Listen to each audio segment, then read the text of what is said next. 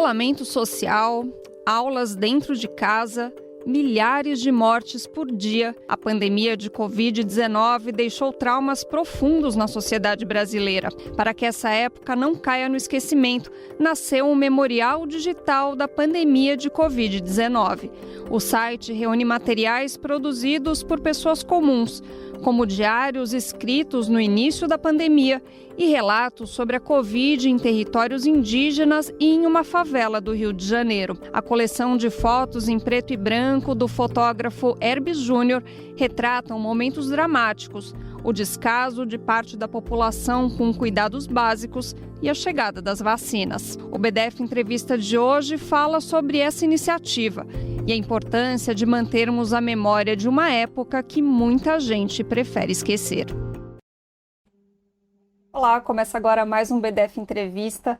Eu sou Raquel Setz, é um prazer estar aqui na sua companhia, seja pelo YouTube do Brasil de Fato, pela Rede TVT ou pela Rádio Brasil de Fato. Hoje a gente vai falar sobre essa iniciativa do Memorial Digital sobre a Covid-19 e para isso eu recebo aqui no estúdio o Thiago Nicodemo. Ele é o criador dessa iniciativa, também é professor de História da Unicamp e diretor do Arquivo Público de São Paulo. Obrigada pela sua participação com a gente. Eu que agradeço pelo convite, a você, os colegas do Brasil de Fato e também os nossos espectadores ou telespectadores. Vamos lá, então, como que nasceu a ideia desse memorial? Foi ainda durante a pandemia? Foi. Eu estava estudando como professor na Unicamp, estava estudando a memória digital no mundo contemporâneo. Então, como o fenômeno da captura de informações via dispositivos como celulares ou as câmeras digitais, como ela estava produzindo uma memória muito importante que precisava ser guardada e interpretada no futuro pelos historiadores. E também as formas de circulação dessa memória, pelas redes sociais, WhatsApp, Instagram, tantos dispositivos que a gente tem para fazer isso.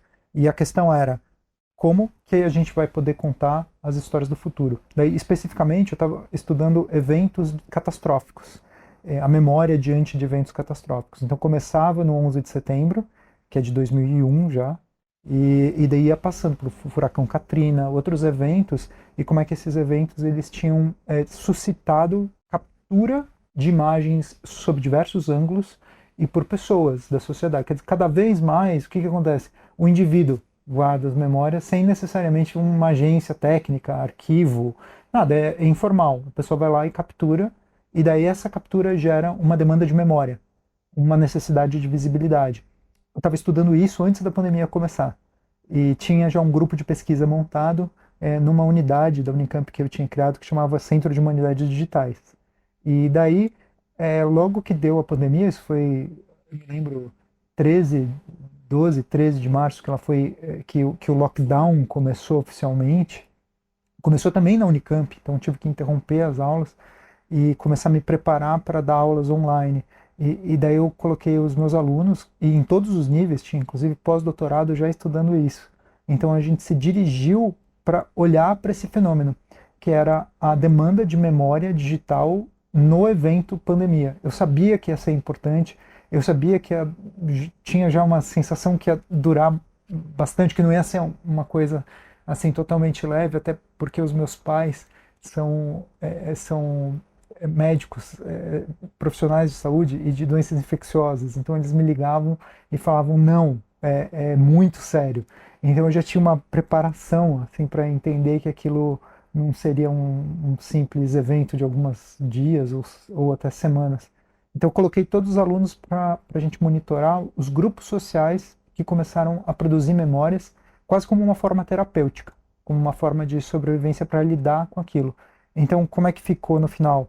Ficou um grande monitoramento que durou 6 anos da multiplicidade de memórias produzidas por grupos sociais na pandemia, e esses sociais eram o quê? Eram profissionais de saúde, enfermeiros, policiais, indígenas, professores, alunos. Eram grupos sociais que queriam guardar relatos. E esses relatos eles aconteciam de forma múltipla também. Então poderiam ser relatos escritos, poderiam ser vídeos, relatos orais, eles poderiam transitar também por mídias diferentes. Então o meu objetivo era entender como que a memória estava sendo construída e daí logo eu pensei que essa memória ela tinha uma característica muito instável, porque ela é efêmera, são memórias WhatsApp, Instagram, como é que você guarda? Onde você guarda? Muito difícil, mesmo as nossas fotos digitais. E também esses grupos sociais, eles não estavam preparados para guardar, eles não tinham nenhuma estrutura para isso. Então, você vai montar um site, esse site vai sair do ar. Então, eu sabia que deveria ter uma política de Estado e uma infraestrutura capaz de guardar essa multiplicidade de relatos, porque eles iam ser cada vez mais importantes. Uhum. Daqui a pouco a gente fala um pouquinho mais sobre essa questão da memória digital, né? Mas por enquanto, eu dei uma boa passeada pelo site, ele não tem muitas coleções, né? Queria saber então como que foi feita a pesquisa e também a seleção do que vai para o site, o que deve ainda ir no futuro próximo. Acho que essa que é a característica do memorial, é que ele é uma infraestrutura pública aberta e da qual a gente parte dessa realidade, que a gente monitorou na América Latina 120 grupos sociais que produziram memórias. Então, a nossa intenção é colocar todos eles para dentro. Nesse momento, a gente está com 5 ou 6 grupos, porque a gente precisa começar de algum lugar. São grupos bem importantes, então eles foram uma espécie de piloto para o memorial acontecer. O que é o memorial? É uma infraestrutura flexível que consegue incorporar coleções que vêm da sociedade.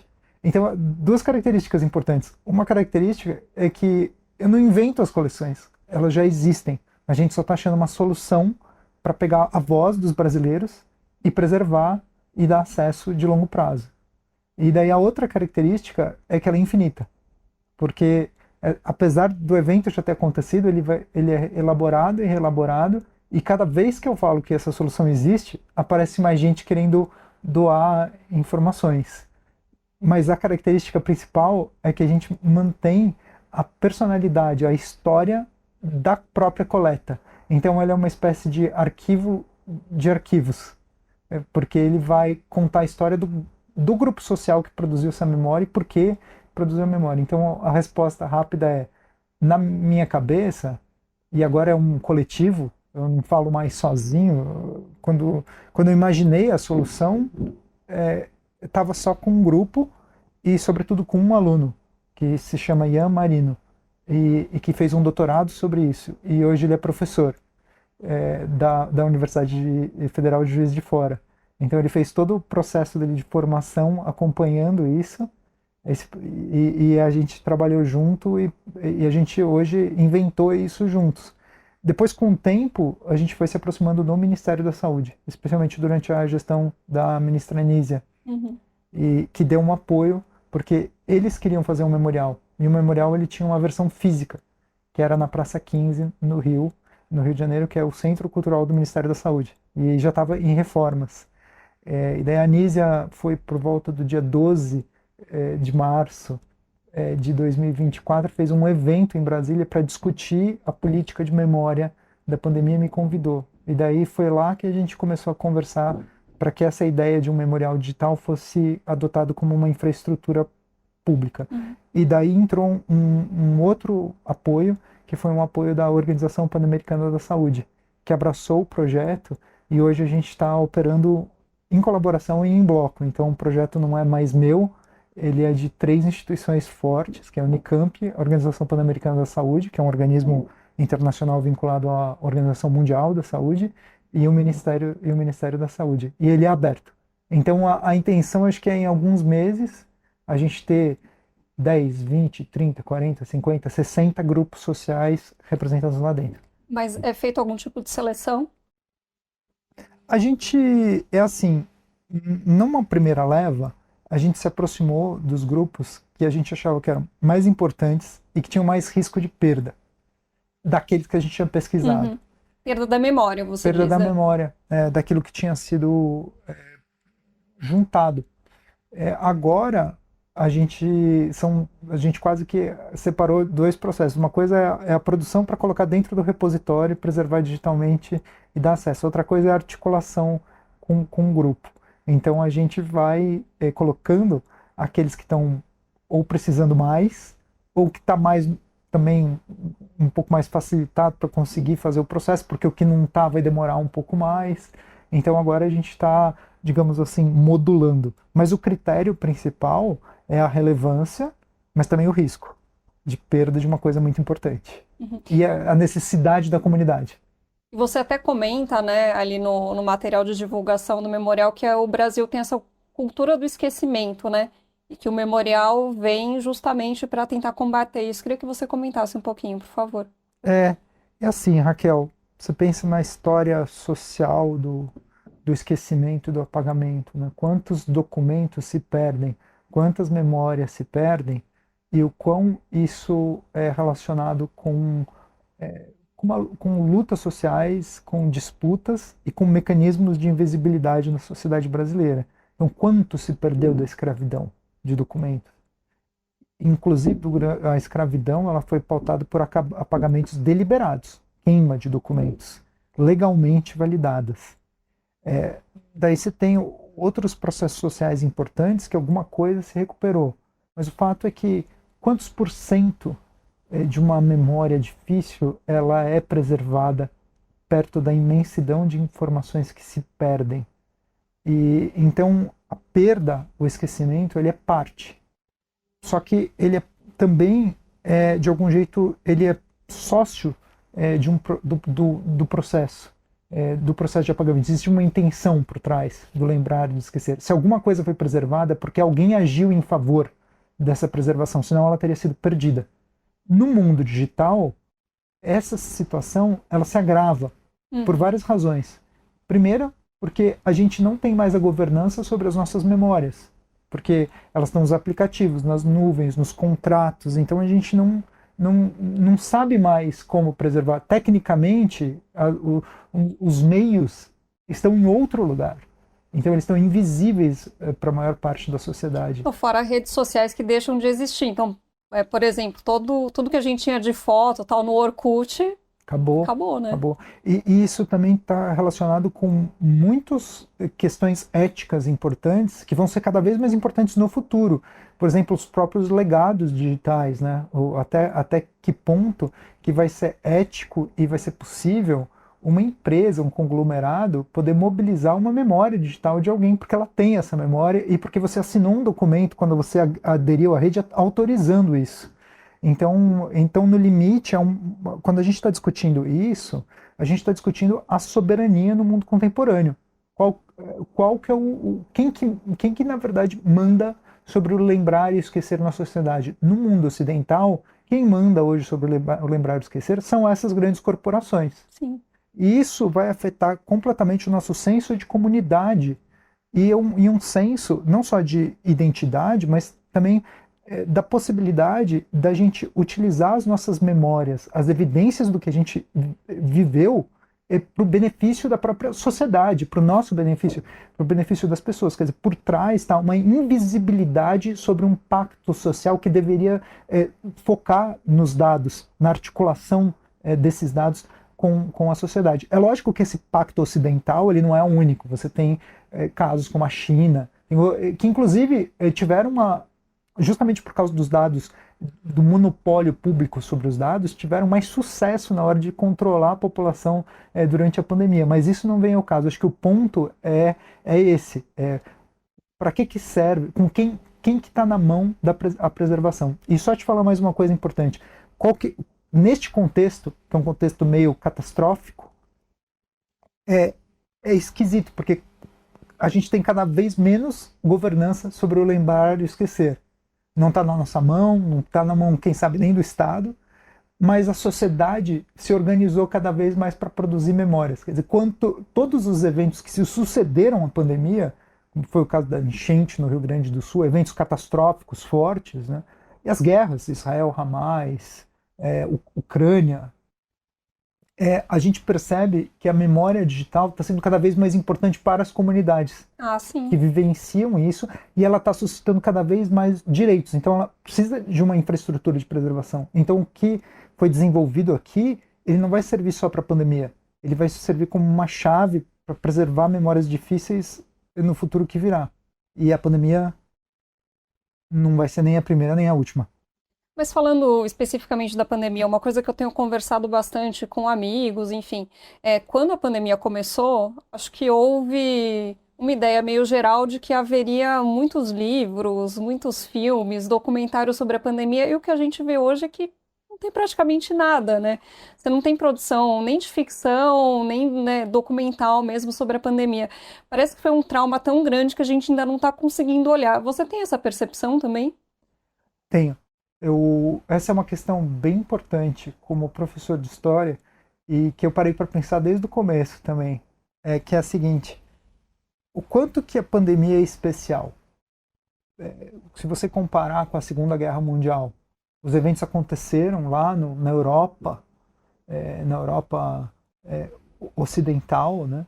E bombardeios, um pouco na Rússia, né? Na Europa Central também, mas enfim, um bombardeio, um grande evento, uma bomba. Como que esse grande evento é percebido?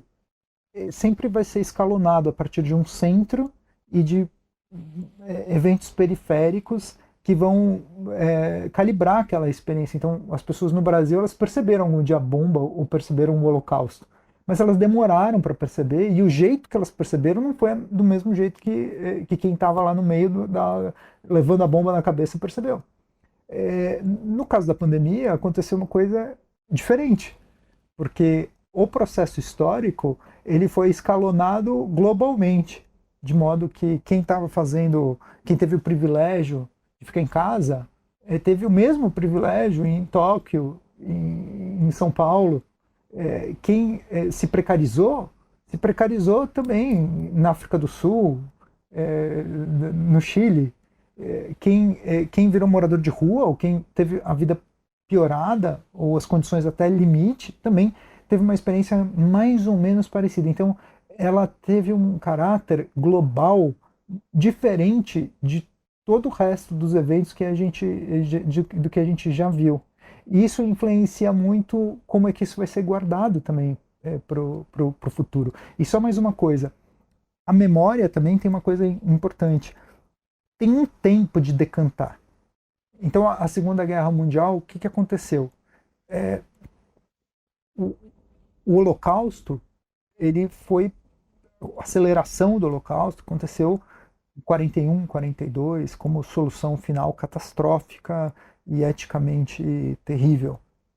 Mas as notícias de que aquele evento foram gravíssimos e imperdoáveis, elas foram circulando com o tempo. No começo, elas eram minoritárias. E depois, a memória começou a prevalecer. Quer dizer, acabou a guerra, daí gravaram os relatos dos sobreviventes. Daí a imprensa começou a entender que aquilo tinha sido cada vez mais grave e pintar aquele evento. Então você tem uma correlação entre a preservação e a demanda de memória a partir de um tempo de decantação. E essa demanda de memória condiciona a reparação e o reconhecimento. Mas esse tempo de decantação tem a ver também com as condições tecnológicas da época. Tem. É muito diferente de hoje. Tem, mas a tecnologia sempre influencia. Então, desde os primeiros relatos de guerra da antiguidade, tipo Tucídides, o livro História da Guerra do Peloponeso, é um relato de guerra feito por um testemunho ocular. Então, sempre é importante essa relação do testemunho ocular.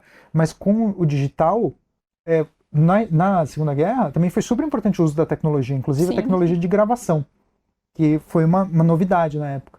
Com o digital, você tem uma multiplicidade. No 11 de setembro, você está ainda nas câmeras digitais, aquelas lá Sony e tal, que agora voltaram à moda, né? TechPix. Isso. E daí, então você tem não é todo mundo que está com uma dessa na mão. O celular, hoje, todo mundo tem um na mão. Então muda. Mas voltando rápido ao tempo de decantação, o que acontece? Hoje, a pandemia, ela ainda também está passando pelo seu próprio tempo de decantação. E no Brasil, a gente tem uma tradição de não processar os eventos. Então, assim como a gente não processou a escravidão, a gente não processou direito à ditadura, por causa até do modus operandi da anistia, e agora a gente também não quer falar sobre isso, né? Então, mas o que dá para ver também desses grupos sociais é que essa foi uma coisa que eu aprendi de ver, e o Ian também, Marino, percebeu na tese dele, que quem que é o primeiro interessado numa memória, por exemplo, de um alagamento, é quem perdeu a casa. ou é o filho de quem perdeu a casa, ou é o neto de quem perdeu a casa. É a foto da casa que não existe mais. Então, a gente fala como uma coisa abstrata, mas a memória é uma coisa muito séria e ela tem um fator terapêutico na constituição das individualidades e dos coletivos fundamental.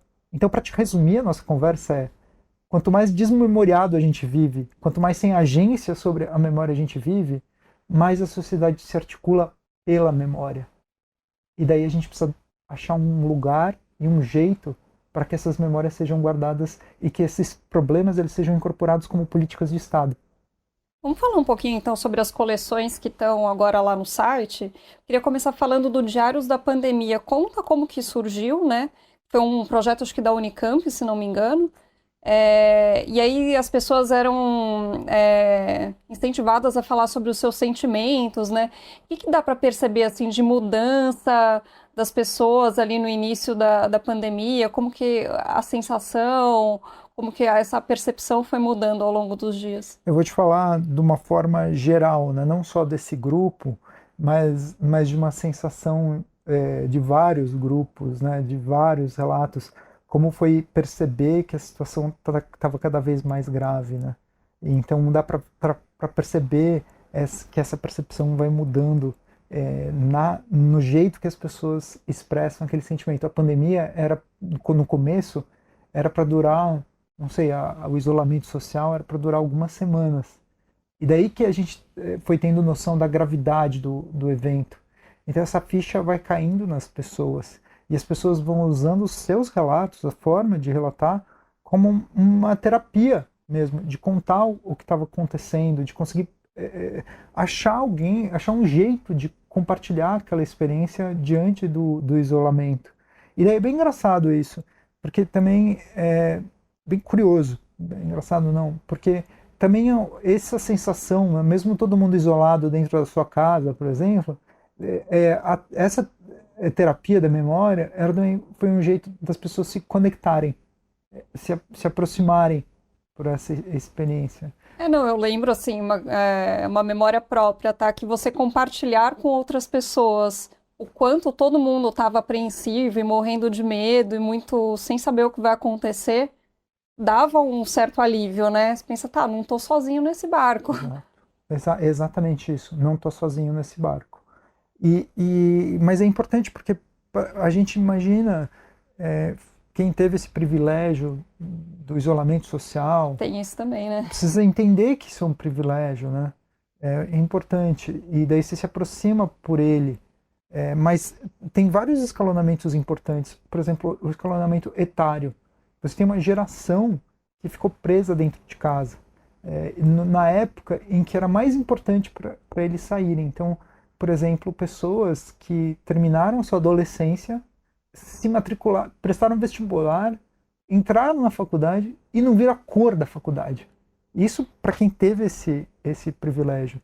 A gente nem está falando aqui da morte, que é outra questão importante, mas imagina isso, é uma geração que ficou presa dentro de casa, que não viveu coisas importantes. Você teve déficits também de educação, de crianças mais jovens, né, que não puderam ter um momento formativo adequado, né? Inclusive tem uma coleção também que é Escola em Quarentena, que é com relatos de professores, mas também de crianças e adolescentes. E para as crianças e adolescentes, o que mais aparece ali nos relatos desse período de isolamento, de pandemia? Eu acho que o que aparece é essa sensação das coisas irem mudando e da ficha ir caindo.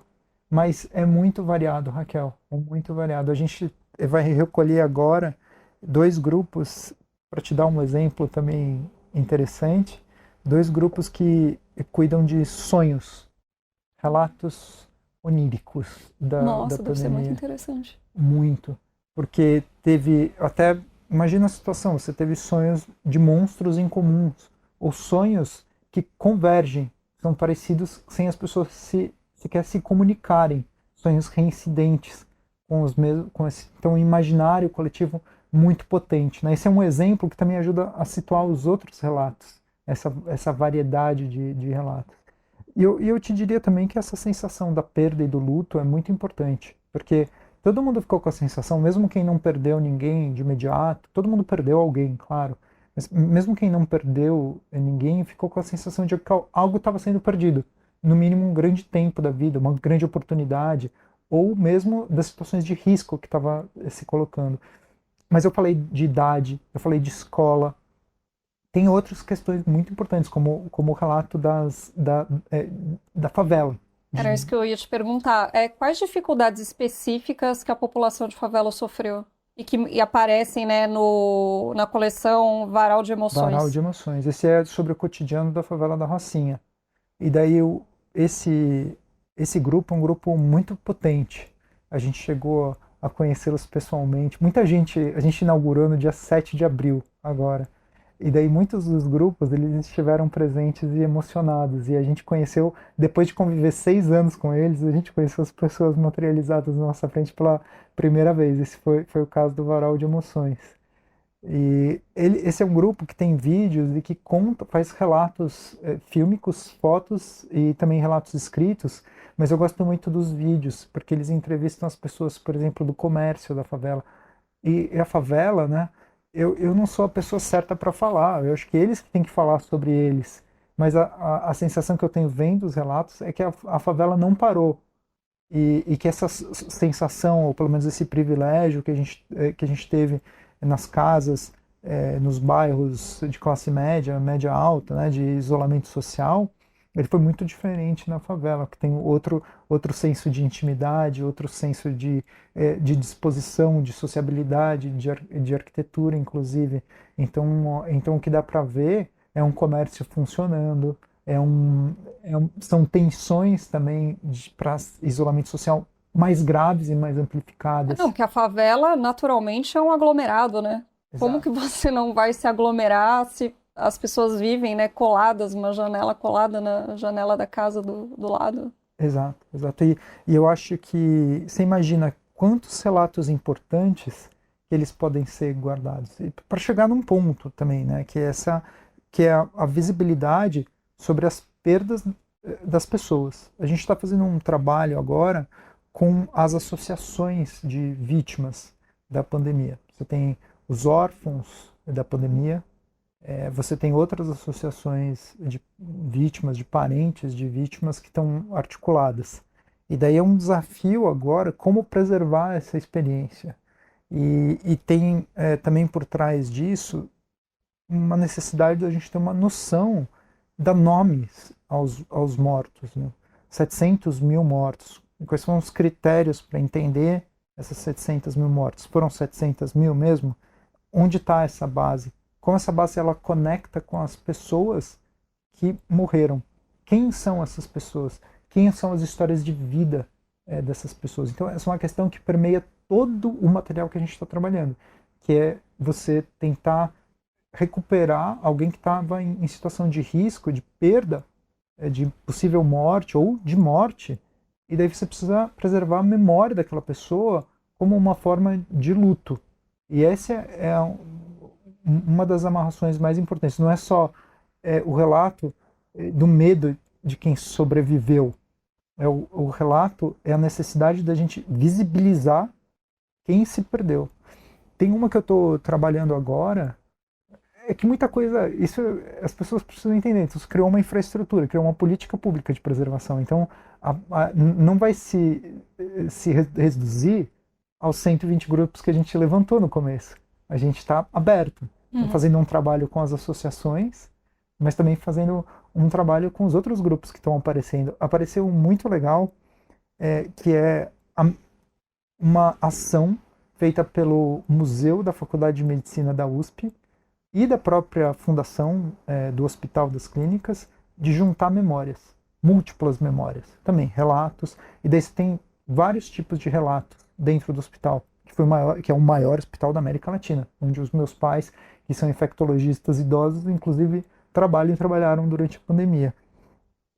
Você tem relatos, por exemplo, de sobrevivência, então relatos de agradecimento aos médicos. Isso é emocionante. Você tem fotos das festas de alta. Então, pessoas que passaram muito tempo em situação de risco o corredor do hospital com as fotos. Talvez a gente possa mandar para vocês alguma delas para mostrar aqui. Em festa, com a pessoa saindo da UTI e passando como se fosse um grande, assim, literalmente um corredor um corredor. E daí você imagina quanta coisa tem. Mas conecta com os direitos e com a visibilidade dos nomes que se perderam. E a importância disso eu aprendi como diretor do arquivo. Eu já sabia mais ou menos que ia ser importante, mas a minha ficha caiu quando eu comecei a olhar tanto para o DEOPS, que é o Departamento de Ordem Política e Social, quanto para a documentação da imigração, que são as documentações mais conhecidas do arquivo que eu dirijo, gigantescas. E elas têm uma coisa em comum: listas de nomes que ensejam direitos. E daí eu comecei um trabalho também com os hospitais psiquiátricos e com os hospitais asilo da hanseníase. No fundo, o que você tem? Você tem um grande palco de momentos em que o Estado, vamos dizer assim, precisa se responsabilizar pelo que aconteceu. Seja um acerto, seja um erro deliberado, com intenção, doloso, seja um erro simplesmente por falta de ação. Mas essa conexão em que o Estado reconhece direitos, ela é feita pela capacidade que você tem de visibilizar quem não está mais lá. Então, esse é um papel muito importante deste memorial, mas dá para dizer que é um papel importante de qualquer memorial. E de qualquer memória que exista no futuro, ela tem que ser amarrada pelas pessoas. Tem uma outra coleção que eu achei muito bonita no site do Memorial, a gente mostrou algumas fotos aqui, que é aquela coleção de fotos em preto e branco, do Herbes Júnior, que chama Vidas Importam. E é interessante porque ele está retratando, né, muitos momentos dramáticos, também algumas coisas boas, como a chegada da vacina, mas além do que ele está retratando, ele é uma pessoa que está na linha de frente, né? Porque você ser fotógrafo nessa situação, você também está se colocando em risco, né? Conta um pouquinho, você deve ter conversado com ele, como que foi essa experiência dele para fazer esse material? O Herbes virou um divulgador científico hoje em dia e é uma figura muito importante. E ele foi uma das primeiras pessoas também a confiar nesse trabalho. Então, assumir inclusive os riscos de direitos autorais. Então, ele permitiu que a gente usasse essas fotos sem restrição. Então, ele também foi muito corajoso, porque ele chegou a cobrir manifestações, tanto manifestações contra o uso de máscaras, né, ou contra a vacina, que as manifestações de direito. Então, ele foi lá para tirar foto das pessoas, para entender o que elas estavam vivendo. Ele também tirou fotos de dentro de hospitais, então mostrando como é que estavam as condições, né, dos profissionais de saúde, de quem estava sendo cuidado no hospital. Então ele fez um trabalho antropológico incrível e corajoso. Daí na hora de preservar é interessante porque a gente precisa muito da pessoa que produziu, porque ela que dá contexto para o processo de preservação. Né? O que adianta você ter 1000 manifestações se você não sabe onde foi, por que foi? Então essa é uma questão técnica também na hora de qualquer arquivo, na hora que você recebe aquela produção, você precisa da intervenção de quem produziu para que aquilo ganhe o sentido original. Então o que eu tenho para te contar assim, da relação com o Herbes é que ele, além de uma pessoa corajosa, ele foi uma pessoa solícita, porque ele conseguiu nos ajudar a fazer um processo de preservação ideal. Então a gente consegue dizer aonde foi. Não é o mesmo caso de muitos grupos sociais, porque eles não têm condição de ajudar a gente a produzir metadados, a produzir contexto para essas imagens. Então é a minha própria equipe que está fazendo entrevistas e tentando fazer essa recuperação para guardar de forma adequada. Um grupo... Fala. Não, eu ia te perguntar justamente se o grupo dos indígenas, né, daquela coleção Fala Parente, se foi esse o caso. O que foi o Fala Parente? Esse foi o nosso piloto, porque ele era clamorosamente importante. Que aconteceu? Né? Era um projeto educacional de iniciação científica, um PET voltado para pessoas indígenas, para alunos indígenas da Federal do Amapá, comandado por um coletivo de professores, mas dentre eles a Elisandra, que é a professora de linguística. Então, linguística de línguas indígenas. Então, tinham muitos alunos indígenas de comunidades limite da Amazônia, da Amazônia Legal, né, especialmente da região norte, e elas pertenciam a diferentes tribos e a diferentes culturas. Quando deu o lockdown, eles voltaram para suas tribos. Então, a Elisandra comandou um processo de coleta via WhatsApp, via gestão de uma página de Facebook, contando relatos sobre o cotidiano dessas tribos. Então, um projeto muito potente, porque ele é de adolescentes, jovens, que estão em diversas tribos limite, com culturas completamente diferentes, contando o que estava acontecendo. E daí você tem relatos muito fortes, porque sobre a perda de indígenas mais velhos, sobre como é que estavam as condições de saúde, de chegada de medicamentos, como foi cair a ficha do que estava acontecendo, como foi essa condição do jovem. E tudo isso estava armazenado só no Facebook, então se desse na cabeça do Mark Zuckerberg descontinuar a plataforma, isso seria perdido. Esse é o ponto. E mesmo assim, a gente não consegue, não é tão simples você acessar o Facebook de outra pessoa, e daí você tem um desnível entre... Eles trabalharam mais ou menos por 150 dias, quer dizer, fizeram um post por dia, inclusive memoriais de pessoas indígenas que haviam falecido. Fotos, materiais desse tipo. E a professora coordenadora tinha uma pasta digital que, como qualquer um de nós, que vai guardando lá o que tem, o que sobrou. Então a gente precisou guardar a atividade do Facebook e os materiais originais que foram sendo coletados via WhatsApp ou via e-mail, né, via formas super precárias. Agora, o ponto é esse, né?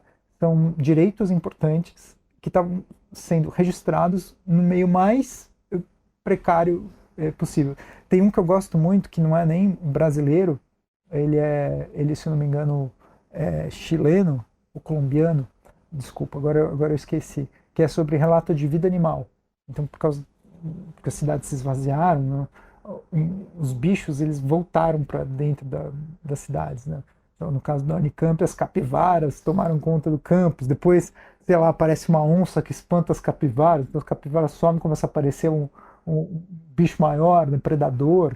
Isso aconteceu em muitas cidades, em Paris.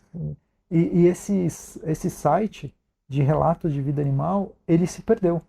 Não existe mais. Então, você realmente precisa criar agora a gente está acompanhando as guerras, tanto Israel-Hamas quanto a Ucrânia, porque a gente começou a se articular com grupos que tinham uma característica parecida com a nossa, mas preocupados com vivendo no meio da guerra. E chega a um ponto até limite. Assim, o nosso principal contato acadêmico, por exemplo, na Ucrânia, ele desapareceu porque ele foi alistado e teve que se apresentar. Meu Deus. Pois é. E não é brincadeira. Mas eles também estão preocupados em olhar para a multiplicidade de memórias digitais que estão sendo produzidas. E daí é muito claro que essas memórias elas estão cada vez mais registrando direitos ou violações de direitos ou memórias importantes. Quer dizer, a pessoa que está vendo lá o exército russo cometer uma atrocidade, ela está registrando com o celular. Para onde vai esse registro? Não vai para lugar nenhum. Esse é o problema. É disso que eu cuido. Bacana. Tiago, para a gente encerrar nosso papo, como que você imagina o uso que as pessoas vão fazer do Memorial da Covid daqui a 10, 15, 20 anos? Qual o seu sonho para esse memorial? Meu sonho é que seja uma infraestrutura pública aberta e infinita. Agora, uma das coisas que a gente está fazendo, e eu falo isso com o maior prazer, a gente virou um coletivo de 3 instituições fortes, sabe? E mesmo quem está trabalhando no Ministério, quem está trabalhando na Bireme OPAS, que é essa parte de gestão da informação de dentro da Organização Pan-Americana da Saúde, a gente está tentando se articular para uma coisa só, então para cobrir, por exemplo, essa experiência pandêmica na América Latina, ou para criar modelos de preservação para o mundo, via a Organização Mundial da Saúde. Então esse é o meu sonho, é que esse modelo de preservação ele possa preservar guerras, preservar eventos disruptivos, preservar memórias indígenas, ele possa crescer como solução. E esse é como a gente está se articulando hoje. Mas sobre o memorial específico, o memorial tem que continuar como uma porta aberta e vai ser um desafio. Então ele vai crescer, crescer, crescer, crescer. Daí hoje a gente bolou a estratégia da seguinte forma: você tem um portal, como é que funciona? Primeiro você tem essa coleta fragmentada com grupos sociais. Então cada grupo é um projeto de coleta. Daí você tem o processamento técnico dessa coleta. Daí esse processamento técnico vai para um repositório arquivístico confiável, que é uma engenhoca técnica que dá certificação de autenticidade para aquilo que foi produzido, porque eu sei que aquilo vai ser importante para o futuro. De lá vai para integra com um sistema de acesso. Hoje em dia a gente usa um sistema que se chama Tainacan. Então, vira um sistema, um jeito da pessoa procurar. É um catálogo digital. Esse catálogo digital integra num portal. Esse portal, ele cruza outros dados da Organização Pan-Americana da Saúde e do Ministério, permitindo que você faça uma busca mais ampla sobre tudo que é dado da pandemia. Este portal, ele vai ser publicizado via exposição física. E essa exposição física vai ficar dentro do Centro Cultural do Ministério da Saúde, que já é a sede do Memorial da Pandemia. Imagina a situação, uma coisa que nunca foi materializada, ela vai se materializar num percurso expositivo que tem que ser capaz de modular cada grupo. Então cada grupo que entra, você vai quase como formando uma reserva técnica que começa digital e se materializa. Então você precisa criar uma exposição potente para isso. E essa exposição ela vai desdobrar em exposições satélites. E por enquanto tem 5 marcadas: São Paulo, Manaus, Porto Alegre, Rio de Janeiro e Brasília. E elas vão acontecer. Daí a gente tem que ser capaz de capturar melhor a experiência das pessoas sobre a pandemia. Porque não basta só capturar o que foi produzido. A gente tem que capturar como as pessoas aprendem sobre a pandemia hoje. Então precisa desenvolver um aplicativo de captura de experiências para quem está na exposição ou para quem não está na exposição. Preciso fazer um acordo com essas grupos, associações de vítimas, porque preciso fazer com que elas sejam cada vez mais visíveis dentro do memorial e que a gente conecte os nomes, porque todo memorial ele tem que ser um memorial de nomes. Então, o ideal é que a gente tenha 700 mil histórias de vida, 700 mil rostos. E não só os 700 mil que se perderam, mas todas as pessoas afetadas. Então, o ideal é que você tenha um memorial orgânico que represente a sociedade brasileira e que essa porta fique aberta para conseguir contemplar todas as mudanças. Imagina, Raquel, você vai ter uma geração que nem viu pandemia. Daqui a pouco. Pois é. Daqui a pouco, eu acho que quem está agora, né, talvez entrando na faculdade, tenha vivenciado, mas daqui 2, 3, 4, 5 anos, você vai precisar contar essa história como passado mesmo, como um passado que ninguém viu. Dentro desse espaço do memorial, vai ter visitas com turmas de escola básica. Essa escola básica, o mediador, ele vai ter que explicar uma coisa que eles não sabem o que é, nunca viram, nunca vivenciaram. Isso, se esse for o único evento. Vamos esperar que seja por enquanto, pelo menos. Thiago, super obrigada pelo nosso papo e parabéns pela iniciativa. Aproveito para convidar todo mundo a conhecer o site do Memorial da Pandemia de Covid-19, só procurar ali no Google que logo você acha. Obrigada mais uma vez. Eu agradeço pela atenção, pela conversa, e quem tiver memória, quem for um grupo que produziu memórias durante a pandemia, pode nos procurar também no próprio portal do Memorial da Pandemia, Memorial da Pandemia de Covid-19, só buscar que vai sair no Google, tem um e-mail, Um caminho ali um para... caminho para dizer, ó, eu tenho aqui um monte de memória importante e eu gostaria de pedir que vocês nos ajudem a preservar, a integrar esses dados. A gente está à disposição. Perfeito, fica aí mais um convite, então. E assim a gente encerra o BDF Entrevista de hoje. Obrigada pela sua companhia e até uma próxima. Tchau.